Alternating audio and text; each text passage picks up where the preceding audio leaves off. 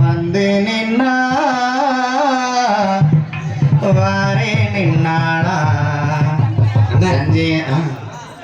அழகா பாட்டு பாடுறீங்க. யாராவது ஆடலாம் தானே கரெக்டா இருக்கும் அந்த இடம். ஆமா வரா வந்து நின்னா வாரே நின்னாளா சஞ்சய் அந்தோனி சொந்தமா பாட்டிலிதி